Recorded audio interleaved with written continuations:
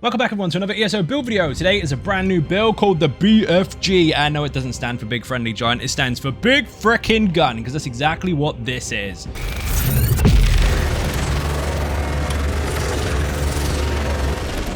Yes, we have the Bible Beam from the Arcanist. It's a Stamina Arcanist, it's a 1-bar build, and there's nothing in the game it can't do. Yes, of course you can go 1 bar or 2 bars with any class in the game, it's entirely up to you, but why do we need 2 bars when all we need to do is beam? So to save complication, we've made it nice and simple, everything in one tidy place. This is going to be the simplest Arcanist you have seen yet, and nothing is left out. So if you want to see more of this, stay tuned, it's coming up.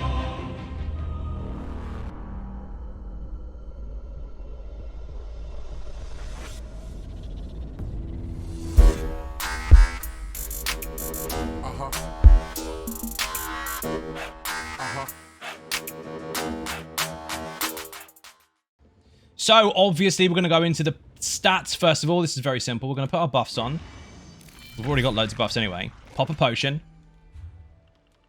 We are on 13k Magicka, 25.3k max health, and 31.9k almost max stamina.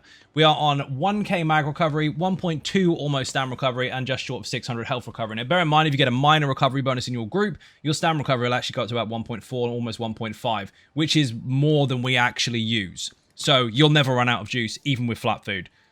Crit is at the moment 51.3, but that'll go to 57 if you have buffs and bonuses from your group. And spell damage is sitting currently on 5522, but that obviously can go up again with buffs and bonuses from your group. Spell and physical penetration is incredibly high, sitting at 6594, which is massive for a medium build. And that means with very few buffs and bonuses from your group, minor breach, major breach, etc., you can actually pen cap very, very quickly. The resistance caps for enemies in PvE are 18,200. It doesn't take a lot to get there. Spell resistance and physical resistance are both around 19 and 18k. And of course, we'll put all of our points, 64 attribute points, into stamina. We've got lots and lots and lots of buffs and bonuses that don't make a lot of sense at the moment, but they're tied to a certain set item, which I'm sure you can figure out by yourself. And we're using flat food. Again, this is a bug. It's been here for a very long time. It says 0-0 in your character sheet. That's false. It's actually just short of 5k max stamina and just short of 5.3k max health. So max health, max stam, don't need anything else. Don't use tri-stat. It will lessen the 2 stats that we want to increase, and it will just push one that we don't need to. The recovery actually covers our magical usage of our skills, so you don't need to mess with that either. Everything is in place. Of course, we're using the Thief Munderstone because we want to take advantage of crit chance since we don't have that much. We've pushed over 50% though, so happy days. Now, I'm going to go into the skills in detail. I appreciate this is very new, so a lot of this might not make a lot of sense to people, so obviously this is the section that would help you. But if you already know all this stuff, then you're more than welcome to skip ahead. But, of course, if you put comments in the section below that are already answered, so like questions, what's this, what's that, and I've already explained it, there's no point in me talking twice. So, skip at your own risk. Anyway, this is going to be really simple, actually. First of all, Inspired Scholarship. This takes a little bit to unlock. Starts off in Herald of the Tome as Tome Bearer's Inspiration. Morph it to Inspired Scholarship. Now, while this is on either bar, bear in mind we're a 1-bar build, so it doesn't make a difference to us. But while you're on either bar, this will give you Major Brutality and Major Sorcery. It's the first skill that has ever done that in ESO, where you slot it on any bar and it gives you the bonus on both. However, technically we already have that bonus, so it doesn't matter. But what we do want this for is the 30-second duration of this buff. It will basically allow you to do damage every 3 seconds if you're using Arcanist abilities. But also, it will allow you to generate a crux if you don't already have one. So if you use a skill in this skill line, or Arcanist skill lines in fact, you will generate a crux. If, for example, you use a skill that generates a crux, then you just generated 2. So that makes building very, very fast. So you want to keep this active at all times. It's 4.3k max Magicka cost, so it's going to be quite expensive for you. Of course, if you've got buffs, maybe a worm in your group or whatever, it's going to be less. But again, you don't need to spam this. Make sure it lasts its full duration if you can.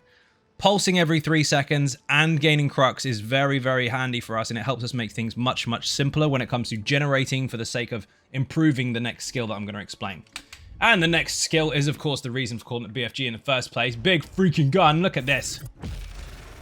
That is bonkers. Death Star Beam. Love it. Bible Beam. Whatever you want to call it. Anyway. Herald of the Tome skill line. Second ability to unlock starts off as Fate Carver. Morph it to Pragmatic Fate Carver. This one will actually do more damage the more crux you consume. And it will also grant you a damage shield. So basically what you need to do with this is you need to build up or generate crux first and then use it. So build up, build up, build up, cast the beam, build up, build up, build up, cast the beam again. There's magic damage. It's area of effect as well, not direct and not single target. This is a 22-meter long and 3-meter wide ability. It's very, very helpful in pretty much any situation where you need to do damage, because you don't just aim at the boss, you can aim at the ads and you can spin around with it. You don't have to target anything. You do this and you move it. So that's a very, very unique skill. Extremely new to the game. We haven't really had anything like that before, where you can turn around with a skill and make it hit multiple things. Normally you cast it there and it's done. This, you can aim if stuff moves. Now, this does cost stamina. Now, on these skills, it says it costs magicka, but that's where it starts. This doesn't cost magicka for us. Basically, your highest resource stat is what it will scale off of, and it's also what it will cost from. So it will take resources from your highest pool. So if you built for magicka, it would take from there. If you build for stamina, it will take from there. And with it being 337 per tick, which is 0.3 of a second, so technically 1.1k stamina per second, then this actually lines up quite nicely with our actual recovery, which is almost 1.2. Again, with a minor bonus in your group, you're at 1.4, almost 1.5. You can actually out-recover the cost of the skill while it is draining. So this is easy to sustain. So what you need to do, basically, is build up your crux, so you can build it from this, and then use it after 3. You can use it beforehand, but if you do, you are going to get a massive reduction in damage. You want to build up your cruxes first. Also, the damage shield initially is insane. For doing more damage, you get a damage shield. That doesn't make any sense in most cases. Usually it's damage shield or damage, right? No, this has got both. Both of them. So build up, build up, build up, beam, build up, build up, build up, beam. Now I'm going to skip a skill ahead because this will make a bit more sense then, and then we'll go backwards, but we need to build up crux. Do an Arcanist damage with any Arcanist skill. Will generate one if you don't have one, and then this will help you as well. So same skill line. Starts off as Abyssal Impact. Morph it to however the hell you pronounce that. Squid Arms. That's what we're going to call it. So basically this is also an area of effect ability. It's 5 meters wide by 15 meters ahead. It only takes 0.3 seconds to cast, so no, you can't strictly animation or animation cancel or bar swap it while its duration is active, but you can obviously animation cancel before it, so you can light attack, hit, light attack, hit. You just can't bar swap instantly like you can with some other skills. Again, this will do damage to all enemies hit, it will immobilize them, and it will mark them with Abyssal Ink for 20 seconds. Anything that is marked with Abyssal Ink, you will do more damage to full out. Not just Arcanist skills, any skills. Light attacks, glyphs, sets, the lot. Also, this deals up to 100% more damage to enemies at low health. So yes, this is actually an area of effect execute. And also, it heals you. So yeah, this is very front-loaded. It heals you. It's an execute. It immobilizes. It's area of effect. And last but not least, it builds a crux. So each time you cast this skill, you generate 1 crux. Now, I know I can hear people saying, oh, so cast this 3 times and then use the beam. No. Cast it 2 times and then use the beam. Why is that? Because this will give you a crux if you don't already have one. This gives you a crux for applying it. So when your beam consumes all your crux stacks, you have none left. Firing this first will count as your first Arcanist skill while this is running. So your first cast of this is going to give you 2 crux. As long as you maintain this buff, your first cast of this will give you 2. So you fire it twice and then beam. Then the rest of your rotation, twice and then beam. This will be in the rotation later, but it makes things much, much simpler as long as you maintain Inspired Scholarship. So keep the buff up, spam this a little bit, beam. Spam this a little bit, beam, and repeat. Now, the other skill that we're going to have to go back to is the one we missed. Fulminating Rune. It starts off as Imperfect Ring. This basically is an AoE of sorts, as it will hit multiple targets, but it comes from the initial target. So this does require a target. You put it on an enemy, and enemies close to it within 5-meter radius will also take damage over time. Quite a lot, in fact. And after 6 seconds, it will explode, doing frost damage to enemies within 7 meters. So 5 meters damage over time, 7 meters burst. Bear in mind, of course, that burst can only apply once per cast, but you can't reapply it until after the first 6 seconds. So we're not going to do that with this build, but technically, yes, you could fire it every 6 or every 7 seconds and constantly get that burst every 6. But the reason they've allowed it to have a delay is so that you can't technically spam it. You could overuse it, but you can't spam it. So put it on the target, leave it run and let it pop. Once it's almost run out, reapply it again. Another benefit to this is that other people in your group can take a synergy from it. Now, while most damage synergies actually can only be applied by one person, well, this can actually be taken by 3. So that frost burst there within 7 meters that you apply is just you. Then there's another one attached to it that 3 more people can get in on.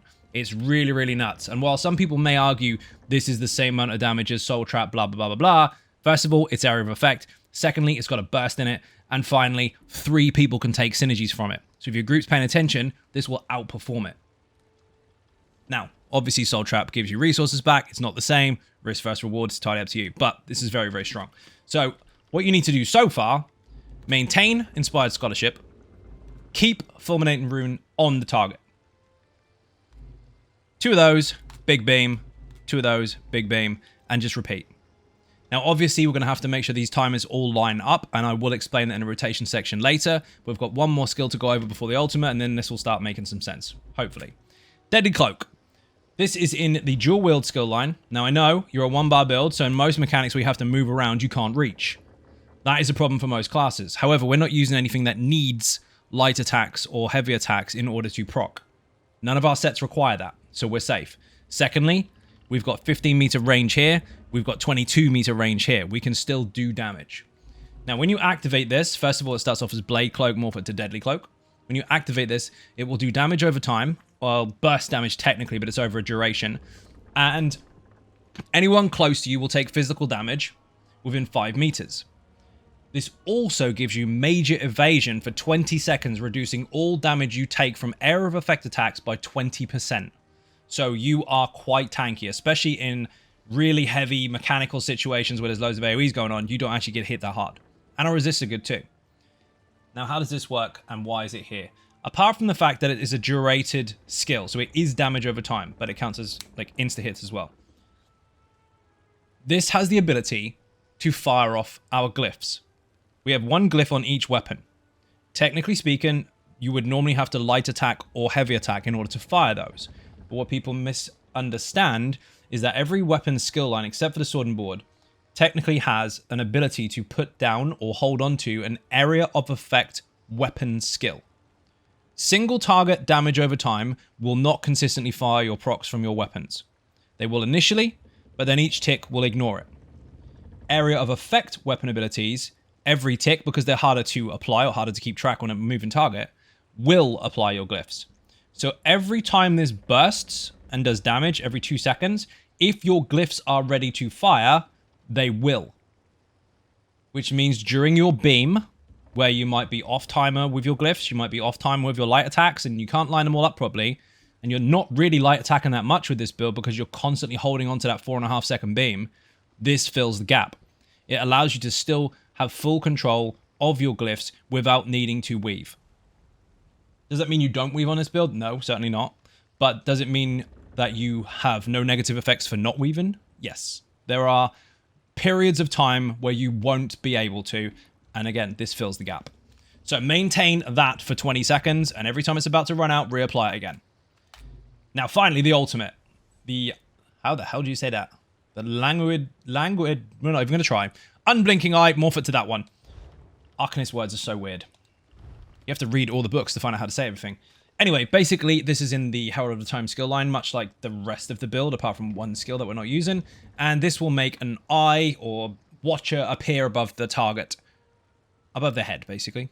And it will do lots and lots of damage every 0.5 of a second, and it can snare stuff as well. It's ridiculous. The beam's damage increases by 7% per tick. It's very fast. It's only a 6-second duration, but we're talking 12 ticks that escalate. Also, since we've taken this morph, obviously it does more damage, but you have more control of it. The other morph will follow a target. This one, you can move yourself. So if you reactivate the ultimate, you can put it in a different place. Again, it's a 6-second duration, so it's not that long, but I'm going to demonstrate it here. If you put it here, and I reactivate it and want it there, it will move. You can move it around. So you can chase a target with it if you keep hold of your ulti buttons. Again, it's very micromanagey. You could just plant it on the spot and hope for the best, but you can move it if you need to. Running away targets don't have much of a chance. Use that as much as you possibly can. Yes, of course, you could use Dawnbreaker, Meteor, whatever, blah, blah, blah, blah, blah. There's lots of other ultimates in the game. This did actually outperform the others with this particular build. It is rapid damage. It's very, very nice indeed. Now, we're going to get into passives. So, this one, first of all, increases your critical, damage, and healing. Now, all you need to do is generate a crux to do so. We're going to be doing that more than once every 7 seconds, so we're going to have that 100% of the time. When you fill a bar, so let's say, for example, your magic recovery fills your bar back up to full, or your stamina recovery fills your bar back up to full, or a heavy attack, whatever, you've just recovered a full bar. For doing so, you will get increased weapon damage for 10 seconds. Every time you do that, you'll get that again. Again, with a magical bar, since we are using high costs with decent recovery, but we're not using them all the time, that's quite easy to keep filling, and we will maintain this. Your attacks actually increase in damage if they are status effects, and your attacks can apply status effects more efficiently than other classes. We have a 75% increased chance to apply any status effect. Now, this is stupid. I'm going to openly admit that this is absolutely broken, but we'll take it because it's there. If you want high penetration, generally you have to go with light armor because you get penetration bonuses per piece. Well, we are full medium, and we're still sitting on a bonus of 4955 because you get 991 per skill of this skill line on the bar. Technically speaking, yes, if you're a light armor build, those would stack. But since one of the hardest things for a medium build to acquire is penetration bonuses, this makes a medium Arcanist very, very easy to cap out in any group situation. You barely need to bring any resistance buff to your group with stuff like that. So for slotting more skills, you get more penetration. We've got the crit damage bonuses as well, which we're coming up to with the medium armor. It's nuts. Now, these are obviously very helpful in their own right, but we're not going to be using all of them. You need a Soldier of Apocrypha ability running or active on you in order to take advantage of this skill, or passive. We're not taking advantage of that at all. If you had one slotted, you'd have more recovery per skill, much like the penetration bonus, but we don't. You could arguably put on this damage shield bonus if you wanted a no shit button, but we're mostly built for damage, so, I mean, that's up to you. If you do, then of course you can take advantage of these. But if not, then you don't need them. So you can dump these two passives completely. This actually you do want. This will give you and your entire group minor evasion just for using an Arcanist skill. Read this very carefully. 10% reduction to area of effect damage. We also have 20% reduction to area of effect damage. Major and minor evasion stack. We have both. One of them for using a skill, the other one for using any Arcanist skills whatsoever. Really easy to help protect your group and yourself. Any area of effect kind of situation is quite easy for us to survive in. Also, if you consume Crux, you'll gain ultimate. So when we use our beam, which will consume it, then we will get ultimate for the privilege. Again, bear in mind, this you can use at any point in time. You can use it with no Crux, you can use it with 1, 2, or 3. But the more you have, up to 3, the more beneficial this is going to be. And I can't stress enough that this does do a phenomenal amount of damage on this particular build. But there is a big drop if you don't build your Crux first. Can you still perform fine with it? Yes, of course. But build them up, it will make a difference. Healing skill line, of course. We're not using any of these. This increases your healing done when you have a Crux active. So if you do keep the Crux and you're just trying to survive, your healing done is higher.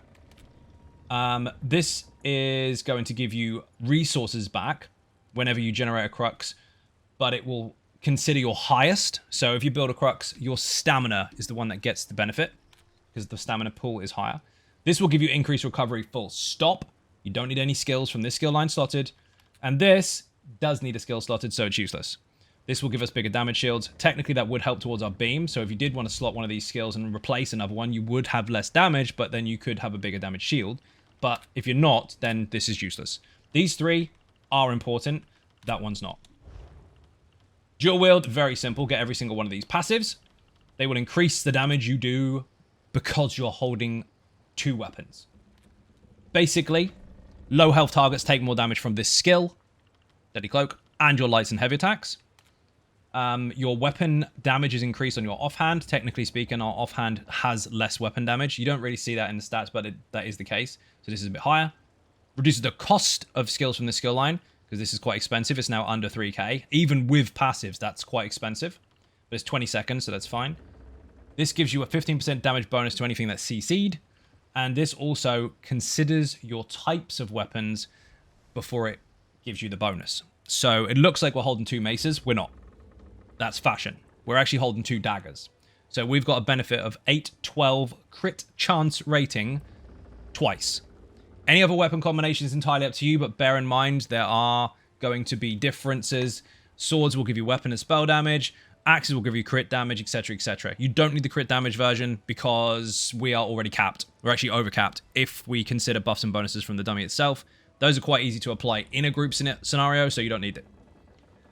Technically speaking, the swords do more damage, flat out, but your chance to crit is going to be massively low. So it's less likely that you will achieve it. So the daggers did actually outperform. But again, if you roll lucky dice all day long, up to you. Take your pick. Now, while this is a medium build, we are technically using 1 light. So you go into here, you've got some nice passives. This will be reduction to snare effectiveness on you and reduces the cost of sprint. This will give you magical recovery and reduction to cost. This will give you resistances. This will give you a crit rating. Crit chance, by the way, is calculated at 1% per 219.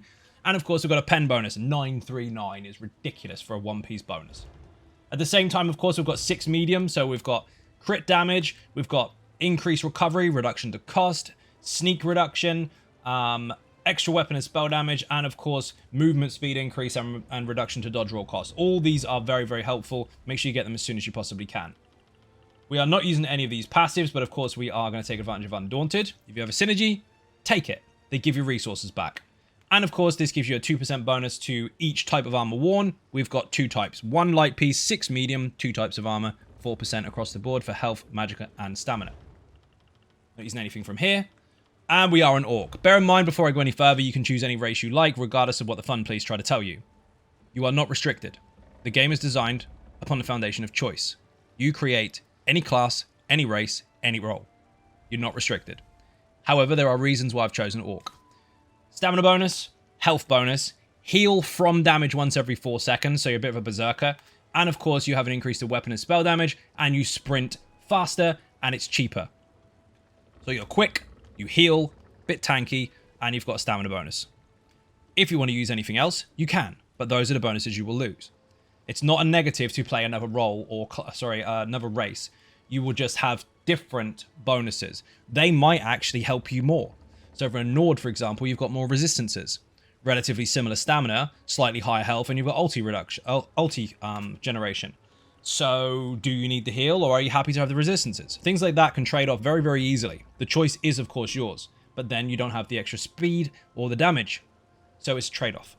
You might actually end up with more damage because you generate ulti quicker, so you can use your ulti more often. It's a balancing game. You choose what works for you. Orc is what I've chosen for very specific reasons, but you don't have to be one if you don't want to be. And of course, medicinal use. Get this as soon as you can. Activate any potion, and it will last longer. We're using tripods because we don't need anything else. Tripods will give you stamina, magicka, and health back, as well as giving you major fortitude, endurance, and intellect, which are recovery bonuses. They will now last 47 seconds. Your cooldown for your potions is 45. So therefore, you have 100% uptime on them. Don't let them sit there doing nothing and just use them for emergency resources, because that is inefficient. If you go down to 0 and then pop a potion, by the time you've cast your skills you needed to, you've run out. Keep them running. Keep those recovery bonuses coming all the time. The burst you get from them is a bonus. The recovery is the main point of them. Keep them up. Do we go into the gear or the champion points? Gear? Of course you want the gear. Right. So, simply put, this is not going to be a surprise to most people. We are using deadly daggers. Do you have to use deadly daggers? No, you can use the other set if you like, because they're both medium. So it doesn't matter which order you put this setup in. At all. Everything's medium but the shoulder. So if you want to use the other set in the weapons, because it's easier to get hold of, because you can just fill the sticker book and get it, rather than trying to buy it on the market for extortionate prices, then of course you can. But we're using Deadly and Nern. I'm going to explain why. First of all, Deadly gives us extra bonuses, which are nice. Spell damage, weapon damage, crit, etc. But it increases all of our damage over time by 15%. That includes the beam, that includes the dot, that includes everything that we do except for the squid arms. Now, that also does mean that any status effects that happen will also give us extra damage. And we're using poison and flame on the weapons. One on infuse and one charged. We want the charge for the increased status chance, so both of these can actually fire at a higher rate of success. And we want to make sure that the flame one is deliberately infused, because 9 times out of 10, the bonus that you will generally see in your groups is one from a Dragon Knight, which will increase flame damage. Does that mean that's the only option? No. Morag Tongue actually increases poison damage by more. But 9 times out of 10, you will see a DK, not Morag Tongue. That, hopefully, in the future will change. Maybe we'll get both. But for the purpose of that, we've used the flame one because it actually then will give you more from the hit. And even if you're not doing that, this will still work in either situation. So if you do have Morag Tongue and the DK buff in your group, you will still benefit from both, because the poison damage over time lasts 6 seconds while this one lasts 3. Technically 4 if you count the initial tick. So this will fire more often, much faster, and allow for a better uptime of the shorter duration damage over time, while this one has the extended damage over time, and they should match in the middle. In fact, they pretty much do. Now, the jewelry is, of course, Deadly, and we've got a belt of Deadly as well. Again, any order, it doesn't matter, they're all medium. Pillar of Nern, of course, is on the helmet, the chest, the hands, the legs, and the feet. And all jewelry is bloodthirsty with weapon and spell damage with stamina recovery on it. So that's the weapon damage variant. There's 2 different types of weapon and spell damage glyphs. One has magical recovery, one has stamina recovery. You want a stamina recovery one. Oaken Soul Ring, obviously, again, bloodthirsty with weapon and spell damage on it. This gives you, get ready for this, minor berserk, minor courage, major brutality, major sorcery, major prophecy, major savagery, minor force, minor protection, major resolve, minor mendant, minor fortitude, minor intellect, minor endurance, minor heroism, minor slayer, and minor aegis and empower. So that helps quite a lot. Because you can't swap bars, and you can't take advantage of another ultimate and 5 more skills, those are all the buffs you have with you all the time. Now bear in mind, they've considered these buffs very carefully, because there's lots of different things that you can actually get in a group that will stack with this. But there's also stuff you can get in a group that won't stack with this, and if they don't have it in the group, then you already do. So it's all swings and roundabouts. So there are, of course, things to consider when it comes to mechanics like Cloud Rest, where you can't swap bars. You will be given Reliquin's mechanic. You will have to deal with it, but just bear in mind that's an area of effect ability. You've got 20% in minor evasion, major evasion even. You've got 10% in minor evasion. And of course, they've altered it now so that if you are a 1-bar build, it's nowhere near as stressful as it was before, because you can actually mitigate it. You can reduce the damage you take in both resistances and area of effect resistances, flat and area of effect combined, and you can also out-heal it. So don't be scared. Bear in mind that is something you'll have to deal with rather than just swap and forget. Anyway, Pillar is very simple. When you deal damage of any kind, so it doesn't rely on a light or a heavy attack like Reliquin does, so it doesn't matter if you're at range, you can use your beam and it'll still work. You will apply a burst hit in the form of a bleed initially on the targets in area of effect, small radius but still area of effect, and every single target hit by that will then have a bleed on them for 10 seconds. And it's going to occur every 10 seconds as well. So it has 100% uptime if you're lucky. This can be swapped out. If you can't get hold of Pillar of Nern, or you can't get hold of Deadly for the time being, or you just have preferences, you can swap either set out for Briarheart.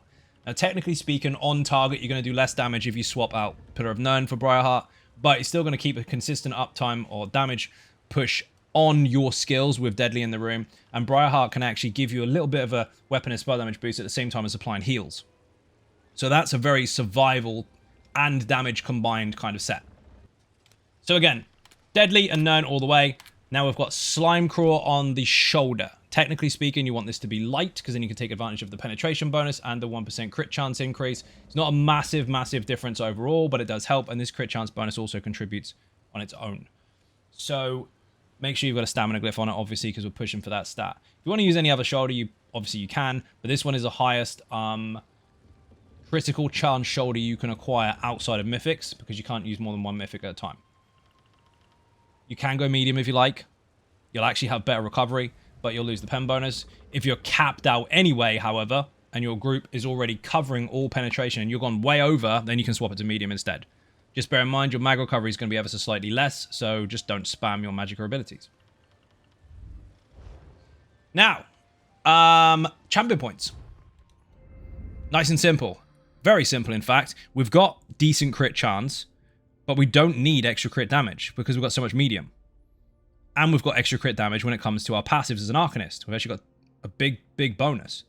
So with everything that we've got already, we don't need Backstabber and we don't need Fight and Finesse because we're already in, let's say, dummy situation scenarios, over-capped. Warhorn, Beast Trap or Minor Force, Brittle, all those types of things involved, we're 4% over what you can get to. So we don't need any of this shit. None at all. So what we've done is we've taken advantage of Raffle Strikes to give us raw weapon and spell damage to increase everything. Thaumaturge to increase all the damage over time we do.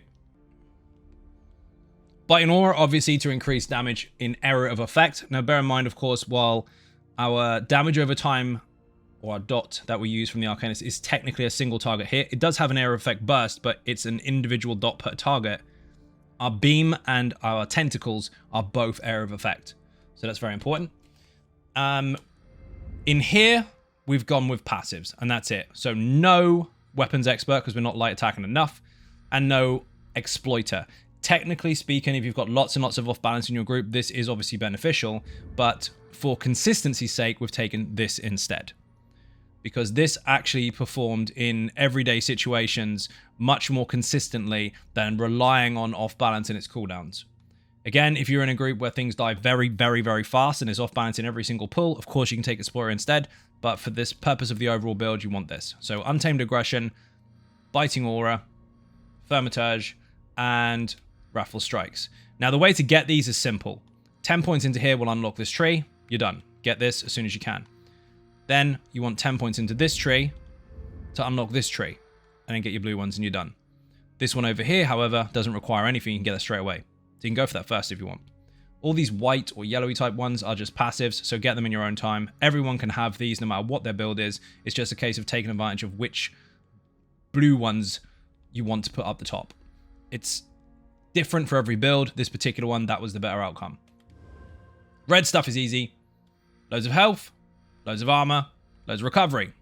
Don't need any prerequisites for those at all. This one over here, however, you do. Get 15 points into here, 10 into here. That will unlock this. Max that out because you get a health bonus. You might as well get 20 points in there. Then unlock this one, which is Bloody Renewal. Everything you kill will give you 1,500 stamina back. We already out-recover the cost of our skills. You're basically full. So you've got more to play with when it comes to dodges, blocks, and all that good stuff. The rest of them are passives. They don't really matter until you want them, I guess. Overall, again, it doesn't matter if you don't have them all completely unlocked. They do give you minor bonuses. They do count eventually for very specific things, but they're not the end of the world. The most important thing to get right away, especially if you're low CP, is get your slottables in. You can only have 4 from each tree. Get the ones you need. Outside of that, it's just a waiting game. It's going to happen. It's inevitable. You just have to get XP. These here are irrelevant. This is a quality of life tree. None of this matters. However, if you really want to, get this. That will make you run faster between fights. If you're not in combat, you run faster. Now, there are others here as well, obviously. This one will give you a chance to not even consume a potion, yet you'll still use one. It will still count, you'll get the buffs. This will make your food last longer, and this will give you higher quality loot from chests. Again, their quality of life, or bank balance and help if you like. Your food lasts longer, you don't have to use it so much. Potions might pop and not even consume, great. But this one here is probably the most important. Outside of that, up to you.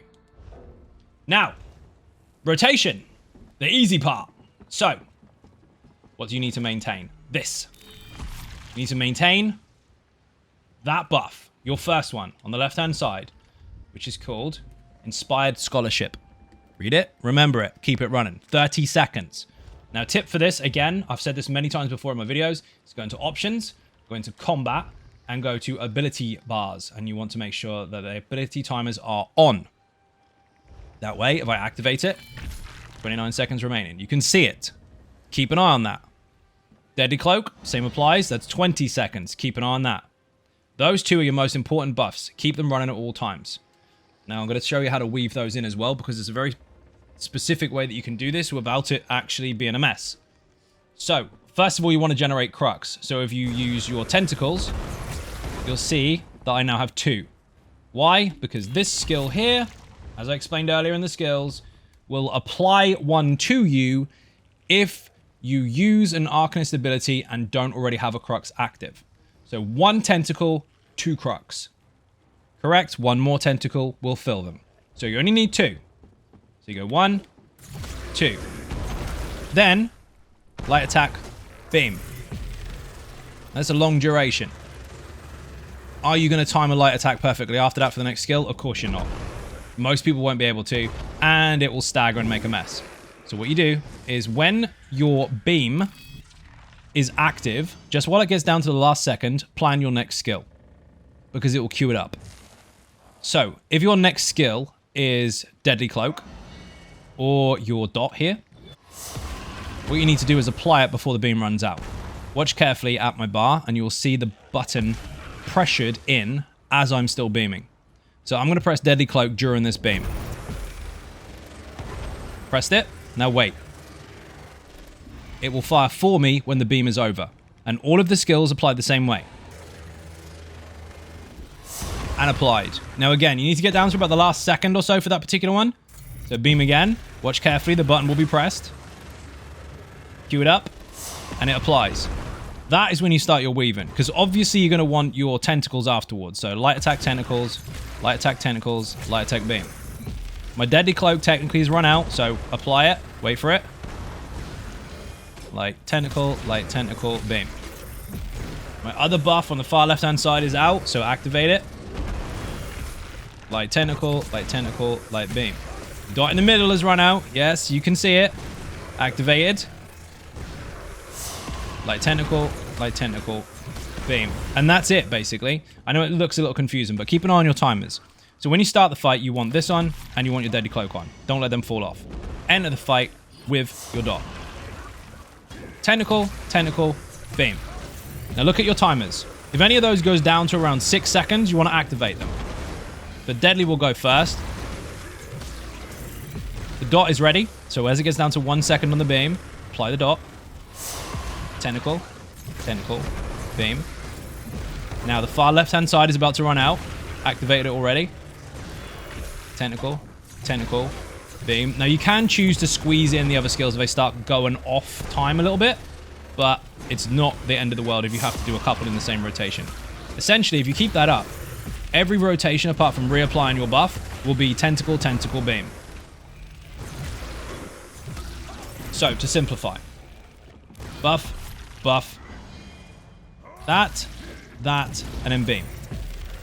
Every time that beam is about to run out, look at your timers. If one of them is low, activate it just before it runs out, and it will apply itself instantly when the beam is over without you having to wiggle around and figure it out. Because this is what it will look like if you don't. People will look at that and they'll go, oh, it's going to run. Oh, no, it's not. Nothing's coming out. And they'll do this, trying to figure... Oh, hang on. No, my skill is ready. There we go. Oh, no. And then it makes a mess. It makes a complete mess because people are unsure of timers.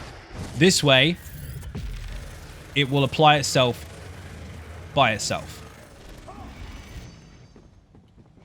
Really, really simple stuff, and it doesn't need to have any more complications outside of that. You can, but there's not any need for it.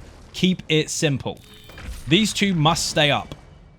Beam must be boosted. 3 crux. And your skills need to keep applying afterwards. Dot.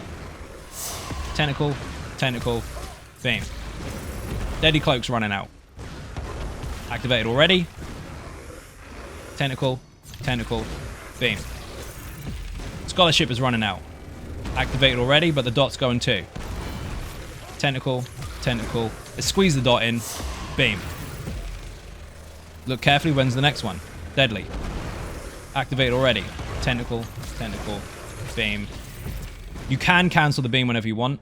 So if you're stuck in mechanic and you have to block all of a sudden, it's not a problem. Just pick up where you left off. Just understand that once you do that, you have just taken away your crux, so you will have to build them up again. Again, ultimate can be placed where you want, and you can move it. Hopefully that wasn't too confusing. I will explain that in the written guide as well. But overall, you've got 2 major buffs you need to keep hold of. Keep a dot up, and just tentacle beam, next skill, tentacle beam, next skill, and repeat. You don't need to worry about dropping your beam, light attacking in between and getting your next skill on, because it's already taken advantage of the global cooldown anyway. There's a bit of fall off on it. It's a little confusing for people. Let's keep it easy. Now, fashion. Fashion is obviously the most important thing in ESO, so we're going to check out the costume. Now, we are using, of course, the ever-famous word I cannot pronounce. I probably can, actually, but I'm not going to do it because there's going to be grammar Nazis out there telling me how to say it properly. Anyway, just say arc, then put your tongue between your teeth, and then sneeze, and then you'll get it correct. That is a light hat. We've got a light chest, which is not the robe, by the way. Then we've got light shoulders. Medium... No, that's light as well. Light hands. Dramaphora light belt.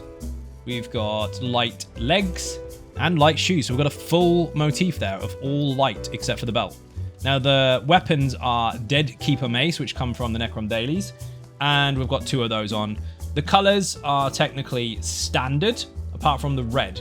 We've taken Card Sharp Crimson, and we've put it on very specific parts of the armor, but only 1 per piece, just to give it kind of that inlay, rather than messing with the gold on the outside. So, hopefully that helped. Hopefully it wasn't too boring. Hopefully you kind of understand where this is going and how it will make sense. You can, of course, swap out the dot for a heal if you feel really, really squishy, but I would encourage you to get used to the build first before you start messing things up, because you will obviously get less damage for doing so. And hopefully the rotation, again, is quite straightforward. You are taking a big chunk out of your time by just doing this. So you don't want to do too much stuff around that. Also, bear in mind, DPS-wise, if you are looking for numbers on the dummy, even though I've announced so many times that this is a very specific and rigged scenario with specific variables tied into this, where there are at least 20 other buffs, bonuses, and synergies missing. So it doesn't actually reflect actual content, especially since no bosses have 21 million, apart from maybe 1. If you want to know what the dummy's hitting, you should be in a very comfortable position. If you're inexperienced, easily between 60 to 80. If you're very experienced, you can actually push about 92, 95, depending on your crits. If you get lucky crits, you're looking at 95. If you don't get lucky crits, you're looking at 92. If you're not that experienced, between 80 and 90. If you've got no idea what you're doing and you just spam beam, you'll still get 60. So it is an everyday build for all content, for all players, and the more advanced you are, the more you will get out of it. But even if you're very new, you will still melt shit. So, again, hopefully this helps. If you're not subscribing already, obviously hit that button. It is free. If you want to help support on the channel in other ways, there are other places you can find me. So you can go onto social media for Twitter, Facebook, Instagram. The website is xynodegaming.com. You can go onto Patreon and take advantage of some nice bonuses and perks there, including access to the private Discord channel. You can find me on Twitch every day, apart from Wednesday at 10 PM UK time. And I will see you in the next video. Thank you for watching. Bye-bye.